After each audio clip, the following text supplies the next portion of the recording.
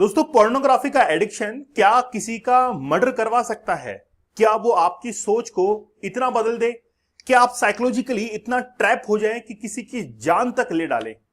मैंने हमेशा कहा है कि आपके सोचने समझने की क्षमता, जो कैपेसिटी है, वो बहुत कम हो जाती है। आप वो नहीं सोच पाते जहां पर सफलता होती है, जहां पर सक्सेस होती है। आप केवल वहां तक ही लिमिटेड हो जाते हैं जहां पर और सामान्य लोग लिमिट होते हैं।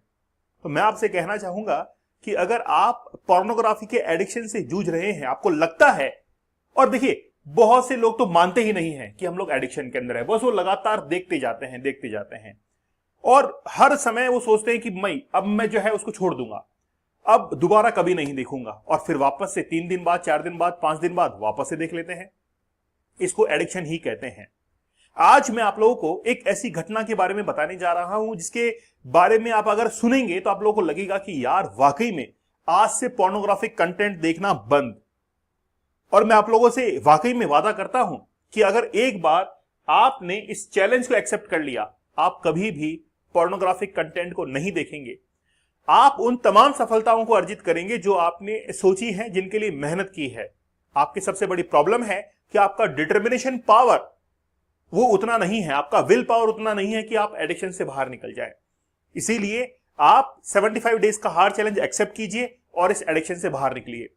हमारे 2 चैलेंज हुए हैं, एक तो 100 डेज का हार्ड चैलेंज, एक 75 डेज का हार्ड चैलेंज। बहुत सारे लोग ऐसे हैं जो कि 175 डेज के हार्ड चैलेंज को एक्सेप्ट कर रहे हैं। अब मर्जी आप लोगों की है। चलिए शुरुआत करते हैं। ये जो व्यक्ति है, इसका नाम है जबर सिंह, जो कि मध्य प्रदेश भिंड का रहने वाला है।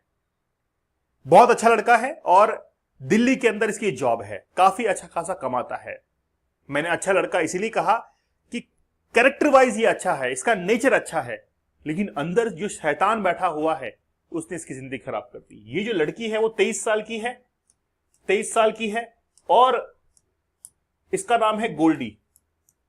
गोल्डी इसका नाम है, यह है जबर सिंह। दोनों की शादी जो होती है वो होती है 10 फरवरी को। 10 फरवरी को दोनों की शादी होती है और 25 जून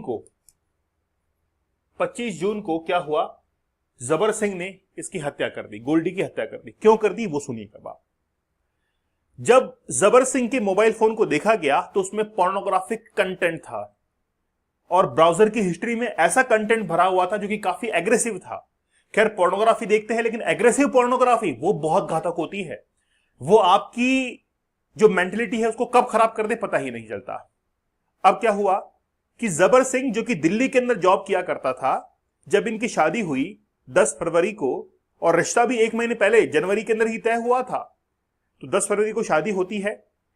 ये दिल्ली में रहते हुए अक्सर हर 10-15 दिन में घर पे आया करता था परिवार से मिलने के लिए। और उसके बाद में ये एक्चुअली में उस पोर्नोग्राफिक कंटेंट को पूरी, यानी कि जब वो दिल्ली में था तो उस समय एक्सेस करता था और घर पे आने के बाद अपनी पत्नी को उसी हिसाब से फिर एक्ट करने के लिए कहता था। और मैंने कई बार आप लोगों को कहा है मेरे सेशंस के अंदर कि जो पोर्नोग्राफिक कंटेंट होता है उसमें जो एक्ट होता है वो सही नहीं होता है, मतलब वो फेक होता है, वो केवल आपको इन्फ्लुएंस करने के लिए होता है। आप जब उसको किसी के ऊपर अप्लाई करते हैं तो वो जो व्यक्ति है वो बहुत परेशान हो जाता है। ऐसा ही इसके साथ में हुआ। जबर सिंह ये चाहता था कि जैसा वो पोर्नोग्राफिक कंटेंट देख रहा है उसकी वाइफ वैसा ही रिएक्ट करे। अब जब वो 25 जून को घर पे आता है तो अपनी पत्नी को भी वैसे कहता है और कहता है कि मैं वीडियो बनाऊंगा, इसका पूरा का पूरा मैं एक वीडियो बनाऊंगा। पत्नी बहुत परेशान थी। साथी के अंदर ये जो जबर सिंह था, इसको शराब पीने की लत थी, भयंकर ड्रिंक करता था ये। उस दिन क्या हुआ, उस दिन वीडियो शूट करने के लिए कहा और गोल्डी ने मना कर दिया कि मैं ऐसा कोई भी वीडियो शूट नहीं करवाऊंगी। ठीक है, साफ तौर पर इनकार कर दिया और उसके बाद में पीटना शुरू कर दिया।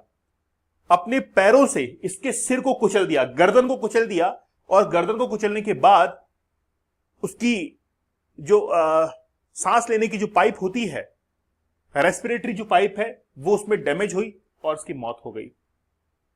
आप सोचिए कि पोर्नोग्राफिक कंटेंट कैसे आपकी साइकोलॉजी को बदल देता है। मैंने हमेशा सिगमंड फ्राइड के, जो कि साइकोलॉजिस्ट थे, उनके बारे में हमेशा मैंने अपने सेशंस के अंदर बताया है। सिगमंड फ्राइड ये कहते हैं कि आपके जो एक्शंस हैं वो आपके 3 मन के ऊपर डिपेंड करते हैं कि आपका चेतन मन कैसा है, आपका अवचेतन मन कैसा है और आपका अचेतन मन कैसा है। 3 तरह के मन बताए हैं उन्होंने। चेतन मन जो हम लोग जो बात करते हैं वो बिल्कुल एक सेंसिटिव हम लोग तरीके से बात करते हैं। अब जो सबसे अंतिम में होता है अचेतन मन, वहां पर क्या होता है कि आपकी जो कुंठित, आप जिस चीज को एक्ट करना चाह रहे हैं लेकिन कर नहीं पा रहे हैं, समाज से डर रहे हैं, आपकी जो इच्छाएं हैं वो आपकी वहां पर स्टोर होती हैं। अगर वो इच्छाएं अच्छी होती हैं तो समय आने पर आप अपनी अच्छी इच्छाओं को एक्ट के अंदर कन्वर्ट करते हैं। जैसे आपकी इच्छा है कि मैं गाड़ी को लेना चाहता हूं लेकिन अभी मेरे पास पैसा नहीं है, तो वो जो इच्छा है वो आपकी अचेतन मन के अंदर जाकर स्टोर हो जाएगी, लेकिन जब पैसा आएगा तो आप गाड़ी खरीद पाएंगे पैसा। लेकिन अब आपकी इच्छा कैसी है, गलत इच्छा है, खराब इच्छा है, वो भी आपके मन में स्टोर रहेगी। लेकिन जब आपको मौका मिलेगा, किसी लड़की को सुनसान जगह पर देखा है, आपने रेप कर दिया, आप इंसान तो अच्छे थे लेकिन वो जो पोर्नोग्राफिक कंटेंट था, आपने सोचा कि यार मैं भी कुछ ऐसा ही करूंगा, और वो धीरे धीरे धीरे धीरे आपके डायरेक्शंस को चेंज कर रहा है। ऐसा ही इस केस के अंदर भी हुआ।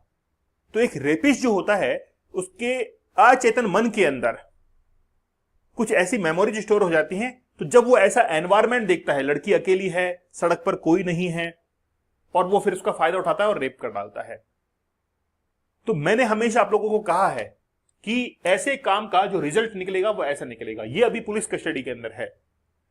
जैसे ही ये अपनी वाइफ को मार देता है, उसके बाद में इसके जो फादर थे वो कॉल करते हैं उस लड़की की फैमिली को, वो वहां पे आते हैं और देखते हैं कि मेरी लड़की जो है वो मरी हुई है, और उसके बाद में वो पुलिस में कंप्लेंट करते हैं, उसके बाद में अरेस्ट कर लेते हैं।